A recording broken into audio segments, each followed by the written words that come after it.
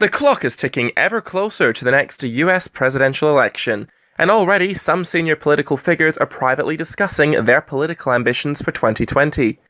Last week, we profiled firebrand Senator Elizabeth Warren and considered whether her hardline progressive politics gave her the toolkit necessary to challenge President Trump.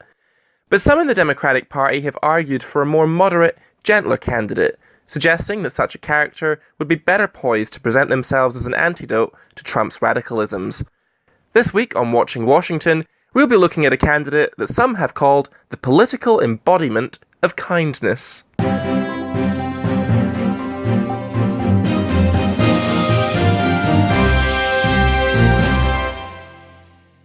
Leading into the next presidential election on the back of Hillary Clinton's embarrassing defeat in 2016, Democrats will be asking themselves one big question: what does it take to defeat Donald Trump? A pretty universal response to that given by many Democrats is that you need to run the anti-Trump. Many in the party's left see the anti-Trump as being someone that is as politically different from him on policy as possible. They argue that to defeat Trump's radical right-wing positions, you need to run a platform full of radical left-wing positions, and that you need to run a fired-up candidate along the lines of Bernie Sanders. But not everyone in the party agrees that that kind of politics is really what the anti-Trump should look like. Some argue that instead of matching conservative fire with progressive fire, you need to meet fire with water. Water in that analogy being a rational and methodical moderate.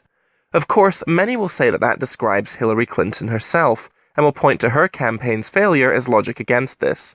But there is of course the response that says Hillary Clinton lost not necessarily for being a moderate, but for rightly or wrongly being seen by many voters as having major character flaws. Could a moderate Democrat, popular with white working-class voters, particularly in the Midwest, with a calm and friendly persona, be the salvation for liberals looking to retake the White House? If you're inclined to think that someone like that fits the bill, then you could be looking for Minnesota Senator Amy Klobuchar. At 58 years old, Klobuchar is seen as one of the party's rising stars, a Yale graduate turned prosecutor turned county attorney and now US Senator. She made a big political mark as a lawyer in the aftermath of giving birth to her daughter back in the 90s, when despite her daughter being life-threateningly ill, the hospital forced the new mother to leave after just 24 hours.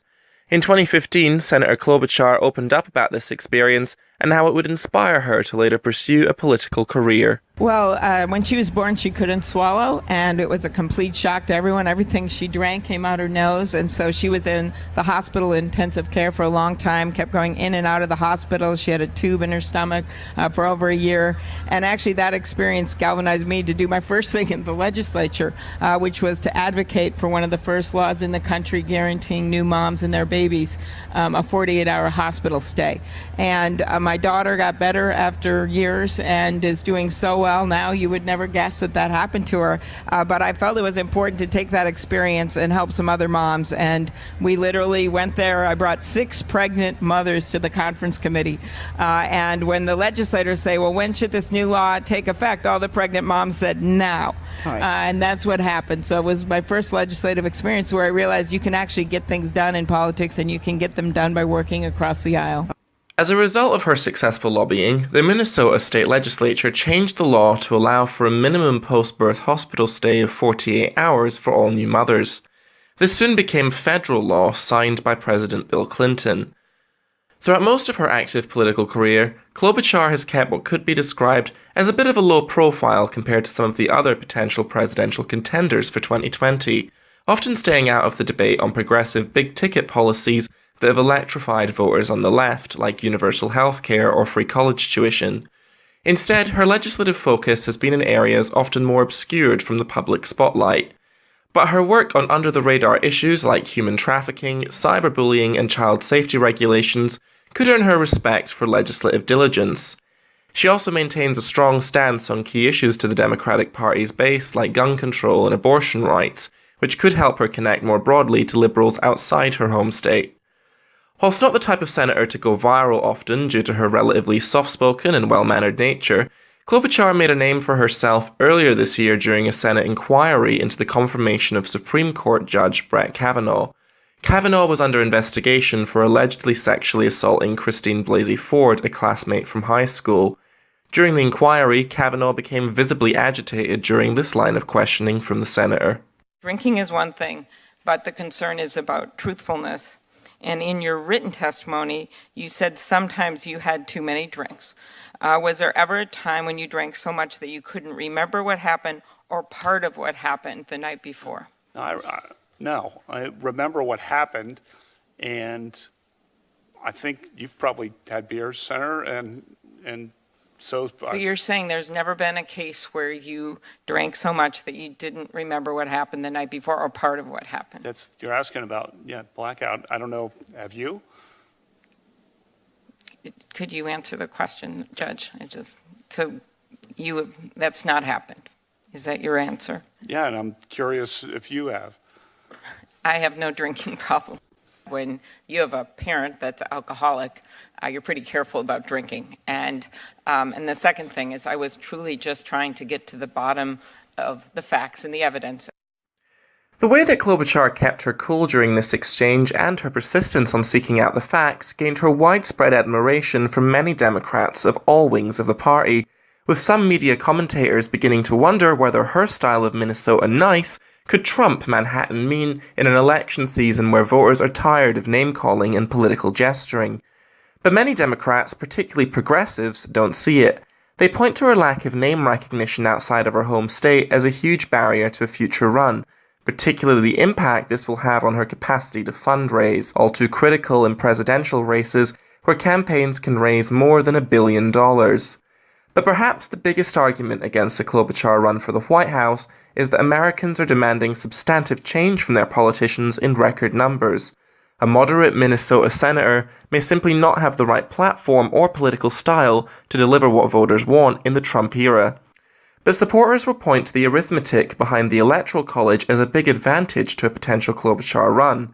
Her popularity mostly stems from the Midwest, a region of the US where Trump carried 5 states that had voted for Obama in 2012. Depending on what combination of states a Democrat is able to win back, it'd be perfectly possible to retake the presidency by winning just 3 or even as little as 2 of these states in 2020. And that's without taking into account any of the potential wins in the rest of the country. Given that 3 of these 5 states were won by Trump by margins of less than a single percent, it mathematically works out as being one of the easiest ways of a 2020 nominee to sail to victory. Many ask, who better to do that than someone inherently popular in this part of the country? Klobuchar's popularity was demonstrated in the midterm elections last month. In a state with a Republican-controlled legislature that Hillary Clinton only won by little over a single percent, Amy Klobuchar was re-elected to the US Senate by a huge victory margin of 24% over Republican challenger Jim Newberger. It's perhaps this mathematical thinking that prompted Klobuchar to have this discussion just a few days ago. It's a year from the primaries already. It seems to me that everybody knows that the fight is going to be in the battleground, the middle of the country. It's going to be Minnesota, which almost went for Trump by 1.5 points. Of course, Wisconsin, Michigan, and Pennsylvania, Ohio all went for Trump. How do you win it back? You have the personality to do it, but do you have toughness? There's going to be a lot of people running, but I do think it's important that there are people running from the Midwest. The Midwest came roaring back in 2018. I'm considering it. There's a number of people considering it. What would stop you? Look, it is a daunting task to make that decision. You have to decide that you would be a good president, that you could bring the country together, that you would be able to beat Donald Trump or whoever the other party put on. But to do it right, I really think you have to do what I said at the beginning. You have to find common ground, and I do have that track record, but for the purpose of bringing this country to a higher ground. If she does decide to run, it will be the ultimate test of whether civil, policy-focused politics still works in today's America. This is Cal Slater reporting for Youth Matters.